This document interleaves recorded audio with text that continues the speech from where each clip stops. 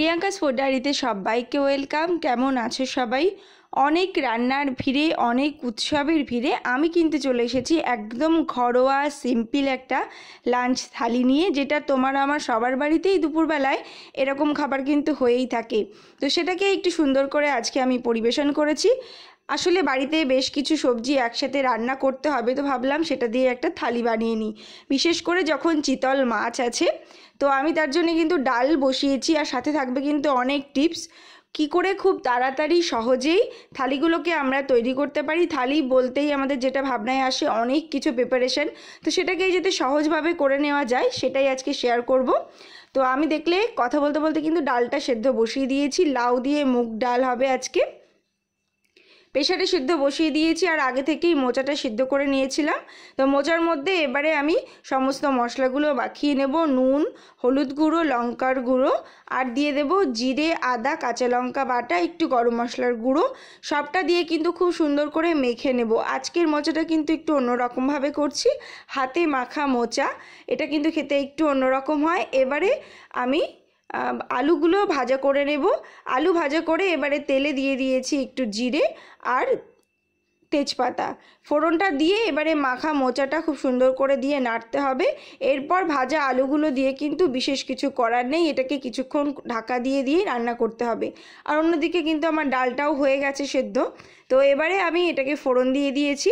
লাউ ডালে আমি সাধারণত জিরে আর তেজপাতা, শুকনো লঙ্কাই ফোড়ন দিয়ে থাকি, আর নুন মিষ্টি স্বাদ অনুযায়ী তো দিয়েছি। অন্যদিকে কিন্তু মোচাটাও আমার রেডি হয়ে গেল। দিয়ে দিলাম একটুখানি চিনি, গরম মশলার গুঁড়ো, আর তোমরা চাইলে কিন্তু ঘি দিতে পারো। অবশ্যই ঘি দিও, তাহলে ভালো লাগবে। আমি কিন্তু আজকে দিইনি। তো চলো এবারে চাটনি বানিয়ে নিই। চটজলদি সব রান্না কিন্তু হয়ে যাবে যদি আগে থেকে একটু প্রিপারেশন নেওয়া থাকে। যেমন আমি আগে থেকেই কিন্তু জলটা সেদ্ধ করে রেখেছিলাম। এবারে চট করে তেলে 5 ফোড়ন আর একটু শুকনো লঙ্কা দিয়ে সেদ্ধ করা জলপাইটা চটকে নিয়েছিলাম, সেটা দিয়ে নুন হলুদ দিয়ে জল দিয়ে দিলাম। এবার তোমরা গুড় বা চিনি দিতে পারো, আমি চিনি দিয়েছি। দিয়ে এটাকে ভালো করে ফুটিয়ে নামিয়ে নেব। এবারে যেটা মেন উপকরণ থালি, সেটা হচ্ছে চিতল। সেই চিতলটা আজকে কিন্তু আমি রান্না করব টমেটো চিতল। তো চলো চিতল মাছটা নুন হলুদ মাখিয়ে ভাজা করে নিই।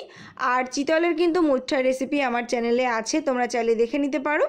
এবারে তেলে দিয়ে দিলাম আমি পেঁয়াজ বাটা। পেঁয়াজটা কিন্তু খুব মিহি করে বাটা না, তোমরা চাইলে ঘষেও নিতে পারো। আর এখানে দিয়ে দিচ্ছি আমি কিছু গুঁড়ো মশলা, যেমন কাশ্মীরি লঙ্কার গুঁড়ো, হলুদ গুঁড়ো, টমেটো বাটা, আর দিয়েছি কিন্তু আমি আদা রসুন বাটা। নুন দিয়ে দিলাম, দিয়ে এটাকে ঢাকা দিয়ে কিছুক্ষণ মশলার থেকে সুন্দর করে তেল বেরোয়। মশলার থেকে সুন্দর করে তেল ভাজা মাছটা দিয়ে দেব, সেটাকে একটু নাড়িয়ে নেব। মশলা এবং মাছটা খুব সুন্দর যাতে মিশে যায়। তারপরে এর মধ্যে জল অ্যাড করে দেব।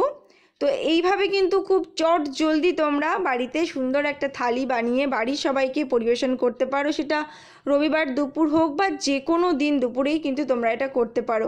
আশা করছি তোমাদের ভীষণ ভালো লাগবে, আর বাড়িতে যাদেরকে পরিবেশন করবে তারাও ভীষণ খুশি হয়ে যাবে। তো দেখতে পাচ্ছ তো কত সুন্দর একটা কালার এসেছে টমেটো চিতলের। এবারে গরম মশলার গুঁড়ো দিয়ে নামিয়ে নেব। তো চলো এবারে খাটাখাটনি করে যে রান্নাগুলোকে করে ফেললাম সেগুলো সুন্দর করে সাজিয়ে নিই। বাড়িতে ছোট্ট করে একটা কলা পাতা নিয়ে সেটাকে আমি থালির সাজাবো আজকে। তার মধ্যে আমি দিয়ে দিলাম ভাত, লেবু, আর বেগুন ভাজাটা করে নিয়েছিলাম, আর থোড়টা করে নিয়েছিলাম, সেটা আর দেখানো হয়নি। তো সাজিয়ে নিয়েছি আমি এগুলো অলরেডি। আর এবারে দিয়ে দিচ্ছি ডাল।